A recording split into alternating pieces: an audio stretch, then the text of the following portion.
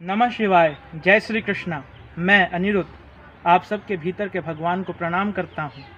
आज मैं अपने मित्र के साथ बेलपत्र को तोड़ने आया क्योंकि कल सावन का आखिरी सोमवार है, तो महादेव का पूजन करने हेतु बेलपत्र अति आवश्यक है।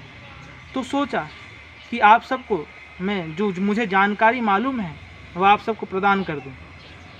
यह बेलपत्र, यह बेल फल और यह बेल वृक्ष दोनों दृष्टिकोण से अति महत्वदायी है।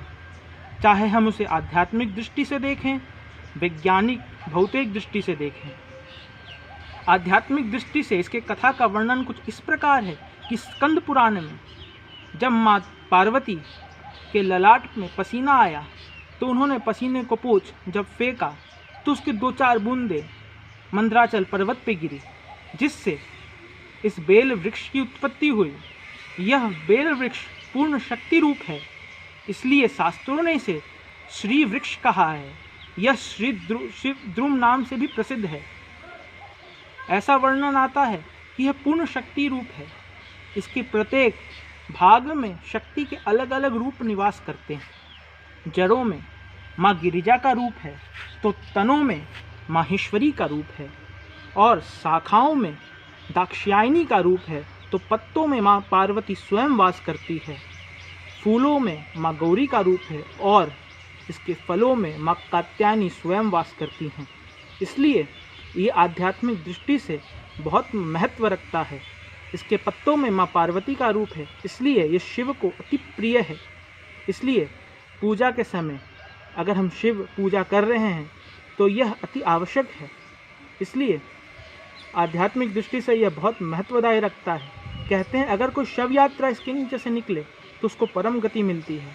इसके मूल भाग का यजन करने से तीर्थों का पुण्य फल प्राप्त होता है। इसकी परिक्रमा करने से बहुत पुण्य मिलता है।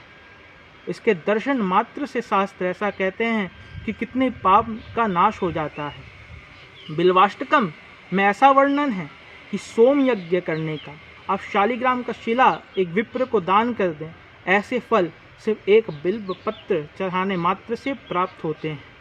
वैज्ञानिक दृष्टि से अगर इसे देखें तो यह त्रिदोष निवारक है, यानी कफ, पित्त, वायु, इन तीनों से जो दोष उत्पत्तित होते हैं वह इनका नाश करता है। इसमें vitamin A, vitamin B1, vitamin B2, vitamin C, protein, potassium एवं आयरन पाया जाता है। इसलिए इसका सेवन हर किसी को करना चाहिए। जिसे पाचन तंत्र की समस्या है, जिसे गैस की समस्या है, वो इसे अवश्य सेवन करे। पेट में अल्सर, डाइजेस्टिव सिस्टम में प्रॉब्लम, वह इसे अवश्य इसका अवश्य सेवन करें। जिसे डायबिटीज़ है वह तो ज़रूर इसे लें, उनके लिए रामबाण है। जिसे ट्यूबरक्लोसिस है, टीबी है, वो भी इसका सेवन करें, उनके लिए भी अत्यंत लाभदायक है। इसका फल, इसका पत्ता बहुत महत्वदायी हमारे शरीर के लिए।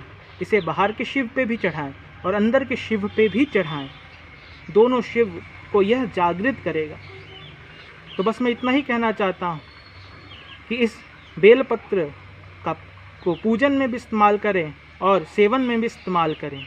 हमारे पूज्य गुरुदेव बाबा डॉक्टर अवधूत शिवानंद जी कहते हैं कि बेलपत्र, तुलसी, नीम, इन तीनों पत्तों का जो नित्य प्रतिदिन सेवन करता है उसे कोई रोग नहीं सताता, चाहे वो कोरोना हो या कुछ भी हो।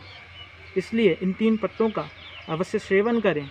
ऐसा वर्णन आता है कि अगर आप इन तीनों पत्तों को रोज़ खाएं तो आगे जाके अगर आप नित्य निरंतर 1 साल तक इसे खाएं तो अगर सांप भी आपको काटे तो उसका जहर असर नहीं करता। तो इसी के साथ मुझे जो जानकारी पता थी मैं वो आप तक पहुंचाया। बस आपको जो कुछ कमियां लगें तो कमेंट डाउन में आप ज़रूर बताएं। इसी के साथ मैं आपके भीतर के भगवान को प्रणाम करता हूं। इस वीडियो को शेयर करें, लाइक करें और इस चैनल को सब्सक्राइब करना ना भूलें, क्योंकि बहुत सी महत्वपूर्ण जानकारियां मैं आपको प्रदान करूंगा। आपका अनिरुद्ध। नमः शिवाय। जय श्री